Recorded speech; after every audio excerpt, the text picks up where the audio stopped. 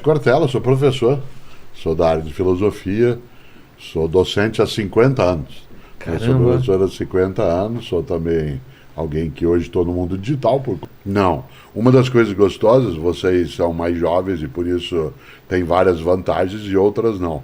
Mas quando se fez Blade Runner, vocês se lembram que uma das maneiras de se identificar um replicante era, pelo exame da íris, perguntar para ele das vivências dele do passado.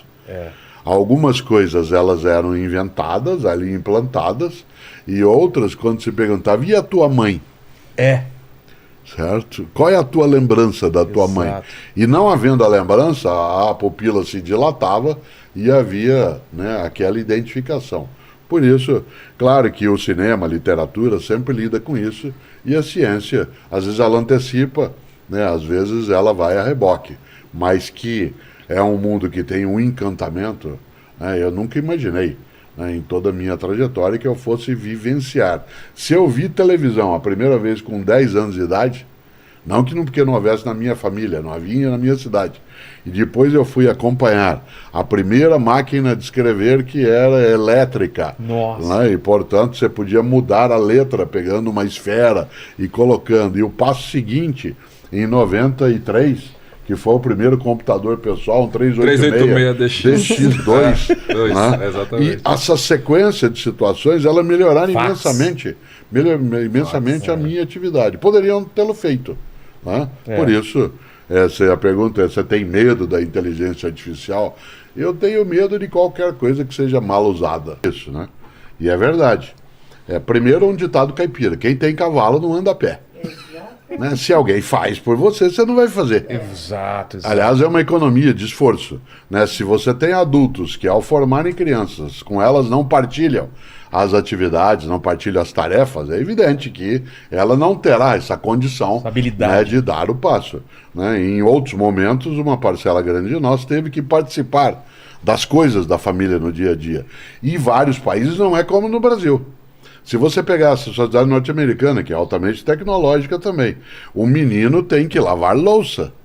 Eu vou te dar um dado que ajuda bastante.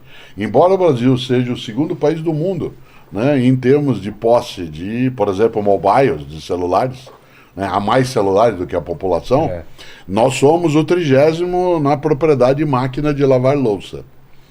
Né? Isto é, nós temos um consumo tecnológico muito alto, mas nós somos o 30º em relação ao consumo de máquina de lavar louça por uma razão, porque tem quem lave. Exato. Certo? Se tem quem lave, pode ser a mãe, o pai, ou alguém que é contratado para fazê-lo. Outras nações não têm essa condição. Você tem que ter ali uma partilha. O menino nos Estados Unidos ou outros lugares tem que tirar a neve da porta da casa de manhã, no sábado, e o pai paga $1 para ele fazer isso. Certo? Aí você diz assim, mas isso é uma sociedade de imposição. Não. Existe uma partilha a ser feita. Essa partilha já existiu. Hoje, uma parcela das famílias, ela utiliza um termo curioso: eu preciso poupar o meu filho. Exato. E a minha pergunta, como mais antigo, né, e como caipira, é assim: poupar de quê? Você não mandou ele à noite buscar limão no pasto, você não falou para ele encilhar cavalo, você não mandou ele cortar lenha para ver se... né, ou tirar água do poço, você disse só para ele arrumar o quarto dele. Só para ele estudar. Profissão estudante. Isso não é poupar, isso é colocar em... A professora sabe, eu também, passou a vida resolvendo problemas alheios, em matemática. 2 pedreiros levantam 5 metros de muro na no feira, dia. Isso. Quantos metros serão levantados de uma semana? Isso não era problema nosso, eu nunca levantei muro. Quando o Paulo Freire chegou discutindo, né, no livro Pedagogia da Oprimida, que a gente tinha que colocar problemas das pessoas para elas terem alguma significação, que o pedreiro levantar muro é uma coisa importante, mas era o que estava desconectado, né, da realidade da pessoa. Então, nós passamos de um polo, que era ficar resolvendo o problema alheio, qual era a trajetória de um foguete, lembra? Em balística, né? Como é que é? Nenhum de nós aqui jamais lançou um foguete, né? Mas não se discutia como é que funcionava o chuveiro elétrico, né? Como fazer uma apresentação em público. Como fazer uma apresentação em público. Então, nós passamos, né, de um momento em que a gente ficava lidando com problemas abstratos para a incapacidade de lidar com problemas concretos. Né? Portanto, a gente não modificou tanto assim, a gente só piorou um pouco em relação ao sentido da vida, a razão de existir, o adolescente é uma pessoa que está grávida de si mesma. Né? Ela vai dar luz a ela. E tal como gravidez, ela tem distúrbio hormonal, oscilação de equilíbrio afetivo. Ela tem algo que é o momento como o eterno. Muita fome também. Isso. Fome. Por exemplo, a ideia de que tudo é definitivo é muito marcante na adolescência, na transição. Uma espinha na ponta do nariz é sinal de desespero. Total. Um cabelo que você acha que ele não é adequado aos 15 anos de idade te leva a não querer ir para a escola.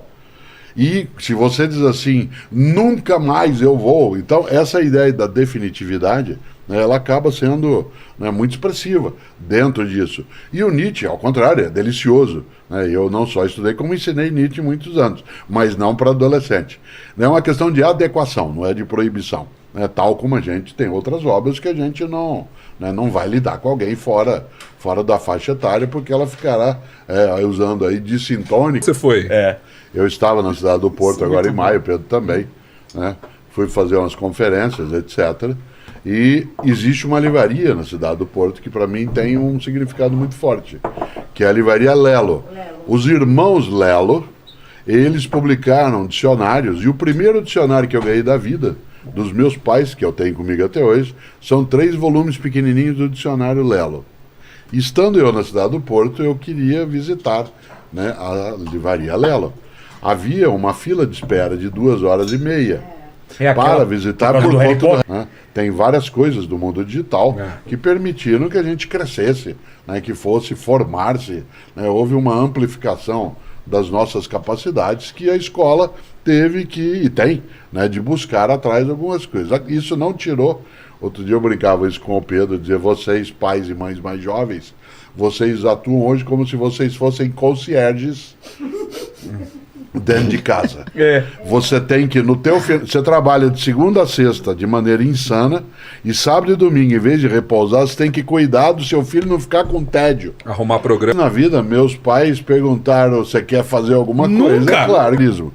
É porque a lógica era a seguinte, você se organize nas suas coisas, aquilo que não é perigoso, mas não tem o que fazer. Vá ler.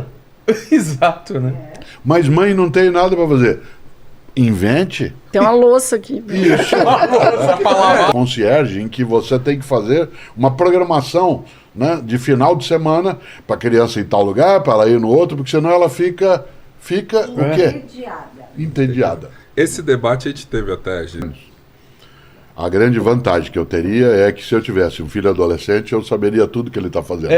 Onde ele está, com quem ele está. Eu posso localizá-lo usando os tags todos que existem. Lembra como era antes? E isso não era com vocês, quando crianças. Muito forte. Aliás, essa é a razão de eu ter entrado um pouco nesse circuito. E esse curso é bom, hein? Todas as pessoas têm alguma Olha só. Passou audiência. coisa a ensinar a outras pessoas. Algumas pessoas têm o que ensinar e querem ensinar, mas não sabem como fazê-lo. Entendi. Essas pessoas que querem e gostam e têm então uma visão que você chamava de romântica, né? Ou seja, a docência romântica, porque eu quero fazer isso, é bom, né, que eu faça. Não é só uma profissão. Encontram também nesse circuito a possibilidade de ter, né, o Pedro fala de 3 grandes R's, que é a realização pessoal, né, o reconhecimento social e ao mesmo profissional e o retorno financeiro. Então, esta lógica, durante muito tempo, a docência, como é o caso profissional, ela se dando como carreira, né, ela é uma coisa. Outra coisa é você ter ensinantes digitais, que de fato são pessoas que, tendo um conteúdo, não podem perecer com esse conteúdo. Né? Isto é, morre, você se vai e ele desaparece, a expertise, a capacidade. No entanto, como ensinar? Né? Eu nunca esqueço, professora, de uma aluna minha no mestrado da PUC São Paulo, que no primeiro dia de aula disse: eu vim fazer mestrado pelo seguinte, eu fiz curso de pedagogia e depois eu tinha feito antes curso normal, que era o antigo magistério, antigo normal, depois o magistério. E eu, no primeiro dia de aula, eu achei que era assim, eu falava, eles aprendiam. Eu falava, eles aprendiam. Aí eu falava, eles não aprendiam. Eu falava, eles não prestavam atenção. eu falava e eles não estavam nem aí com o que eu estava dizendo. Ela diz, eu me senti enganada. Claro que aí o enganado é assim, houve uma falha na formação. Então, embora se queira algo ensinar, é preciso aprender a fazê-lo, né? E quando o Pedro e a Regiane começaram a estruturar essa parte de ensinantes digitais, é preparar as pessoas para que ela tenha, né, fundamentação para fazer aquilo que ela quer fazer.